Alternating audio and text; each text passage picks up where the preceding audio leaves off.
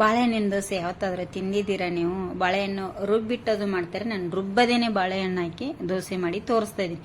ತುಂಬ ಈಸಿಯಾಗಿ, ಅಷ್ಟೇ ಟೇಸ್ಟಾಗಿ, ಇದರಲ್ಲಿ ಖಾರ, ಉಪ್ಪ, ಸ್ವೀಟು ಎಲ್ಲ ಮಿಕ್ಸ್ ಆಗಿದೆ ಫ್ರೆಂಡ್ಸ್. ತುಂಬ ಅಂದರೆ ತುಂಬ ಚೆನ್ನಾಗಿದೆ, ಸಖತ್ತಾಗಿದೆ.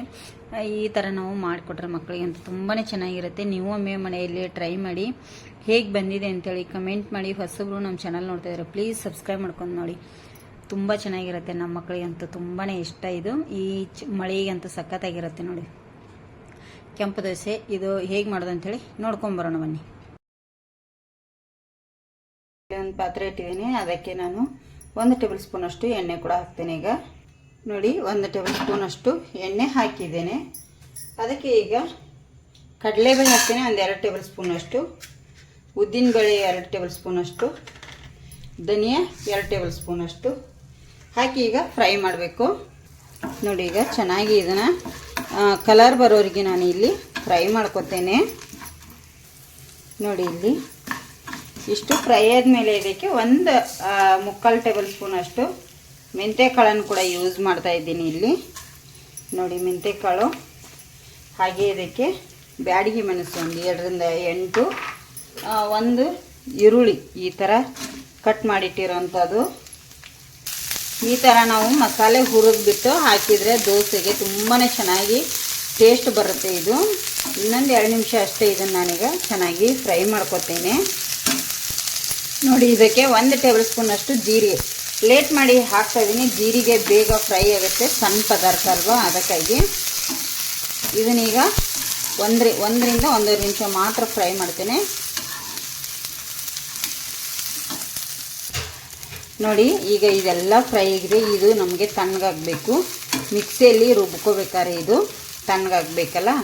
ಇದನ್ನು ನಾನೀಗ ಹೀಗೆ ಬಿಟ್ಬಿಡ್ತೇನೆ. ಇದೇ ಬಿಸಿ ಇರುವಾಗಲೇ ಇದಕ್ಕೆ ಸ್ವಲ್ಪ ಕಾಯಿ ತುರಿ ಹಸಿದು ಹಾಕ್ಕೊಳ್ಳಿ. ನೋಡಿ, ಇದನ್ನು ಜಾಸ್ತಿ ಹೊತ್ತು ಬಿಸಿ ಮಾಡ್ಕೊಳ್ಳೋ ಅವಶ್ಯಕತೆ ಇಲ್ಲ. ಹಸಿ ಕಾಯಿ ತುರಿ, ನಿಮ್ಗೆ ಹಸಿ ಇಲ್ಲ ಅಂದರೆ ಒಣ ಕಾಯಿ ತುರಿ ಕೂಡ ಹಾಕ್ಕೋಬೋದು. ಇದನ್ನು ಬಿಸಿ ಮಾಡೋವಂಥ ಅವಶ್ಯಕತೆ ಇಲ್ಲ. ಏನು ನಾವು ಪಾತ್ರೆನ ಬಿಸಿ ಇರುತ್ತೆ ಆಫ್ ಮಾಡಿರ್ತೀವಲ್ಲ, ಅದರಲ್ಲೇ ಹಾಕೊಂಡು ತಿರುಗಿಸ್ಕೊಂಡ್ಬಿಟ್ರೆ ಆಯಿತು. ಇಷ್ಟು ಸಾಕು, ಇದು ಜಾಸ್ತಿ ಮಾಡೋದು ಬೇಡ. ಈಗ ಇದು ಚೆನ್ನಾಗಿ ಆರಲಿ ನಮಗೆ. ನೋಡಿ, ಇದು ಈಗ ನಾನು ಮಿಕ್ಸಿಗೆ ಹಾಕೊಂಡ್ಬಿಡ್ತೇನೆ.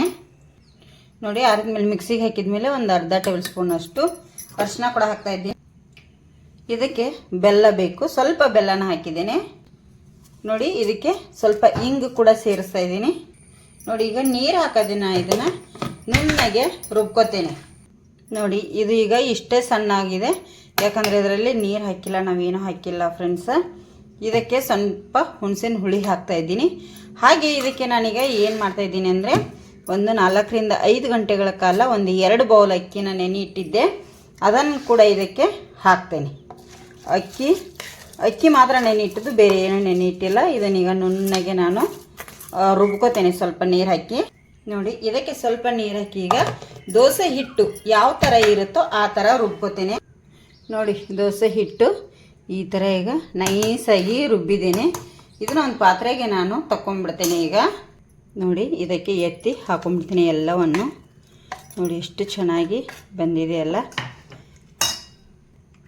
ಜಾಸ್ತಿ ಇದನ್ನು ತೆಳು ಮಾಡ್ಲಿಕ್ಕೆ ಹೋಗಬೇಡಿ, ಮಿಕ್ಸಿ ಜಾರಲ್ಲಿ ಸ್ವಲ್ಪ ನೀರು ಹಾಕಿ ಹಾಕ್ಕೊಳ್ಳಿ ಸಾಕು. ನೋಡಿ, ಈಗ ಇದನ್ನು ಮಿಕ್ಸ್ ಮಾಡ್ಕೊತೀನಿ.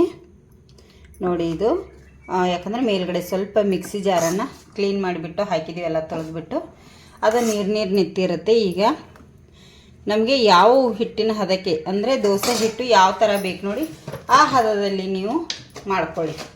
ಇದಕ್ಕೇನು ಚಟ್ನಿ ಬೇಕಂತೇನಿಲ್ಲ, ಏನೂ ಬೇಕಾಗಲ್ಲ ಫ್ರೆಂಡ್ಸ್, ತುಂಬ ಚೆನ್ನಾಗಿರುತ್ತೆ. ಇಲ್ಲಿ ನೋಡಿ, ರುಚಿಗೆ ತಕ್ಕಷ್ಟು ಉಪ್ಪನ್ನು ಕೂಡ ನಾನು ಇಲ್ಲಿ ಸೇರಿಸ್ತೇನೆ. ಈಗ ಇದನ್ನು ಮಿಕ್ಸ್ ಮಾಡಿ ಒಂದು 5 ನಿಮಿಷ ಅಷ್ಟೇ ಸಾಕು, ಜಾಸ್ತಿ ಹೊತ್ತು ಇಡುವ ಅವಶ್ಯಕತೆ ಇಲ್ಲ. ದೋಸೆ ದಿಢೀರ್ ಅಂಥೇಳಿ ಮಾಡ್ಕೋಬೋದು. ನೋಡಿ, ನಾವೊಂದು ಇಷ್ಟು ಬಾಳೆಹಣ್ಣು ತೊಗೊಂಡಿದ್ದೇನೆ, ಏಲಕ್ಕಿ ಬಾಳೆಹಣ್ಣು. ನಿಮಗೆ ಯಾವ ಬಾಳೆಹಣ್ಣು ಬೇಕಾದರೂ ತಗೋಬೋದು, ತುಂಬಾ ಚೆನ್ನಾಗಿರುತ್ತೆ. ಇಲ್ಲಿ ನೋಡಿ, ಈ ಥರ ಎಲ್ಲ ನಾನು ಸಿಪ್ಪೆ ತೆಗೆದು ಈ ಥರ ತಿರುಳು ತೆಗೆದುಬಿಟ್ಟು ಇಲ್ಲಿ ನಿಮಗೆ ತೋರಿಸೋ ಹಾಗೇ ಈ ಥರ ತುಂಬ ದಪ್ಪ ಪೀಸ್ಗಳನ್ನು ಮಾಡಲಿಕ್ಕೆ ಹೋಗಬೇಡಿ. ಇಷ್ಟು ಪೀಸ್ ಆದರೆ ಸಾಕು ನಮಗೆ ಅಲ್ವಾ. ಇದು ತುಂಬಾ ಚೆನ್ನಾಗಿರುತ್ತೆ. ನಾನು ಇದೇ ಥರ ಈಗ ಇದೆಲ್ಲ ಬಾಳೆಹಣ್ಣನ್ನು ಕಟ್ ಮಾಡಿ ಎತ್ತಿ ಇಟ್ಕೊಂಡ್ಬಿಡ್ತೇನೆ. ನೋಡಿ ಬಾಳೆಹಣ್ಣನ್ನು ನಾನು ಇಲ್ಲಿ ಕಟ್ ಮಾಡಿ ಇಟ್ಕೊಂಡಿದ್ದೇನೆ. ನಿಮ್ಗೆ ಎಷ್ಟು ಬೇಕೋ ಅಷ್ಟು ನೀವು ಕಟ್ ಮಾಡಿ ಇಟ್ಕೊಳ್ಳಿ. ನೋಡಿ ಆಲ್ರೆಡಿ ನಾನು ಹಂಚು ಕಾಯ್ಲಿಕ್ಕೆ ಇಟ್ಟಿದ್ದೀನಿ. ಹಂಚು ಕೂಡ ಕಾದಿದೆ. ಇದಕ್ಕೆ 1 ಟೇಬಲ್ ಸ್ಪೂನ್ ಅಷ್ಟು ಎಣ್ಣೆ ಹಾಕಿ ಈ ಥರ ಸ್ಪ್ರೆಡ್ ಮಾಡ್ಕೋಬೇಕು ನಾವು. ನೋಡಿ ಈ ಥರ ನಾನಿಲ್ಲಿ ಸ್ಪ್ರೆಡ್ ಮಾಡಿದ್ದೇನೆ ಫ್ರೆಂಡ್ಸ್. ಇದಕ್ಕೀಗ ನಾನು ಏನು ಮಾಡ್ತಾ ಇದ್ದೀನಿ ಅಂದರೆ ಇಲ್ಲಿ ಈ ಥರ ನೋಡಿ ದೋಸೆ ಹಿಟ್ಟೇನು ರೆಡಿ ಮಾಡಿದ್ದೀವಲ್ಲ ಇದರೊಳಗಡೆ ಒಂದೊಂದಾಗೆ ಬಾಳೆಹಣ್ಣನ್ನು ಎದ್ದಿ ಇಡಬೇಕಾಗತ್ತೆ. ನೋಡಿ ಈ ಥರ ನಾವು ಬಾಳೆಹಣ್ಣನ್ನು ಇಡಬೇಕಾಗತ್ತೆ ಚೆನ್ನಾಗಿ. ಒಂದೊಂದೇ ನಿಮಗೆ ಯಾವ ಥರ ಬೇಕು ನೋಡಿ ಆ ಥರ ಇಟ್ಕೊಳ್ಳಿ. ಈ ಥರ ನೋಡಿ ನಾನು ಈ ಥರ ಎಲ್ಲ ಇಟ್ಕೋತಾ ಹೋಗ್ತೇನೆ. ಈಗ ನೋಡಿ ಈ ಥರ ಇಡಬೇಕಾಗುತ್ತೆ ರೌಂಡ್ ಶೇಪಲ್ಲಿ. ನೋಡಿ ಇಲ್ಲಿ ನಾನು ಈ ಥರ ಎಲ್ಲ ಇಟ್ಕೊಂಡ ಮೇಲೆ ಏನು ಮಾಡ್ತೇನೆ, ಇದ್ರ ಮೇಲೆಯಿಂದ ಸ್ವಲ್ಪ ಹಿಟ್ಟು ಹಾಕೋತೇನೆ. ತುಂಬ ಹಾಕೊಳ್ಳಿಕ್ಕೆ ಹೋಗಬೇಡಿ ಜಾಸ್ತಿ, ಮತ್ತು ಹಿಟ್ಟಾಗ್ಬಿಟ್ರೆ ಕಷ್ಟ, ಚೆನ್ನಾಗಿ ಟೇಸ್ಟ್ ಬರಲ್ಲ. ಇದನ್ನು ಸ್ಪ್ರೆಡ್ ಮಾಡ್ಕೋಬೇಕಾಗತ್ತೆ. ನೋಡಿ ಈ ಥರ ಎಲ್ಲ ಸ್ಪ್ರೆಡ್ ಮಾಡ್ಕೊಳ್ಳಿ ಸಾಕು. ಇಷ್ಟು ನಮಗೆ ನೋಡಿ ಇದು ಸ್ಲೋ ಉರಿಯಲ್ಲಿ ಈಗ ಚೆನ್ನಾಗಿ ಬೇಯಲಿ. ಇದಕ್ಕೆ ಮೇಲ್ಗಡೆಯಿಂದ ಸ್ವಲ್ಪ ನಾನಿಲ್ಲಿ ನಿಮಗೆ ತುಪ್ಪ ಬೇಕಂದರೆ ತುಪ್ಪ ಹಾಕ್ಕೊಳ್ಳಿ. ಈ ಥರ ನಾವು ಎಲ್ಲ ಇದರಲ್ಲಿ ಖಾರ ಉಪ್ಪು ಮತ್ತು ಬೆಲ್ಲ ಎಲ್ಲ ಹಾಕಿರೋದ್ರಿಂದ ಸ್ವೀಟಾಗಿ ಇರುತ್ತೆ. ತುಂಬಾ ಚೆನ್ನಾಗಿರುತ್ತೆ. ದೋಸೆ ಮಸ್ತಾಗಿ ಬರುತ್ತೆ. ಬಾಳೆಹಣ್ಣಿನ ದೋಸೆ ಸೂಪರ್. ನೋಡಿ ದೋಸೆ 2 ಸೈಡಿಗೆ ಚೆನ್ನಾಗಿ ಬೆಂದಿದೆ. ಹೇಗೆ ಅದು ಬರ್ತಾ ಇದೆ ನೋಡಿ. ಬಾಳೆಹಣ್ಣು ನೋಡಿ, ಬಾಳೆಹಣ್ಣು ಎಲ್ಲಿ ಜಾಸ್ತಿ ಇದು ಹೊರಗೆ ಬರುತ್ತೆ ಅಲ್ಲಿ ಈ ಥರ ಕಪ್ ಆಗುತ್ತೆ. ಟೇಸ್ಟ್ ಮಾತ್ರ ಸೂಪರಾಗಿರುತ್ತೆ. ನೋಡಿ ಈ ಸೈಡ್ ಕೂಡ ನಾವೀಗ ಚೆನ್ನಾಗಿ ಸೈಡ್ ಕೂಡ ಚೆನ್ನಾಗಿ ನೋಡಿ ಎಷ್ಟು ಚೆನ್ನಾಗಿ ಬೆಂದಿದೆ ಅಲ್ಲ, ಸೂಪರಾಗಿದೆ. ಈಗ ಇದನ್ನು ಒಂದು ಪ್ಲೇಟಿಗೆ ನಾನು ತಕ್ಕೊಂಡ್ಬಿಡ್ತೇನೆ. ನೋಡಿ ಬನಾನಾ ದೋಸೆ ಅಥವಾ ಬಾಳೆಹಣ್ಣಿನ ದೋಸೆ ಎಷ್ಟು ಚೆನ್ನಾಗಿ ಬಂದಿದೆ. ಖಾರ ಉಪ್ಪು ಎಲ್ಲ ಇದರಲ್ಲಿ ಇರೋದ್ರಿಂದ ಸೂಪರಾಗಿರುತ್ತೆ. ನೀವು ಮನೆಯಲ್ಲಿ ಟ್ರೈ ಮಾಡಿ ನೋಡಿ. ಬಾಳೆಹಣ್ಣಿನ ದೋಸೆ ತುಂಬ ಚೆನ್ನಾಗಿ ಬಂದಿದೆ ಫ್ರೆಂಡ್ಸ. ನೋಡಿ ಟೇಸ್ಟ್ ಮಾತ್ರ ಸೂಪರ್ ಅಂತಲೇ ಹೇಳ್ಬೋದು. ನೀವು ಒಮ್ಮೆ ಟ್ರೈ ಮಾಡಿ ಈ ಥರ ದೋಸೆ. ಯಾವತ್ತೂ ನೀವು ತಿಂದಿರಲಿಕ್ಕಿಲ್ಲ ಅಂತ ಅನ್ಕೋತೇನೆ. ತುಂಬ ಚೆನ್ನಾಗಿದೆ, ಟೇಸ್ಟು ಸೂಪರಾಗಿದೆ. ನೀವು ಒಮ್ಮೆ ಟ್ರೈ ಮಾಡಿ.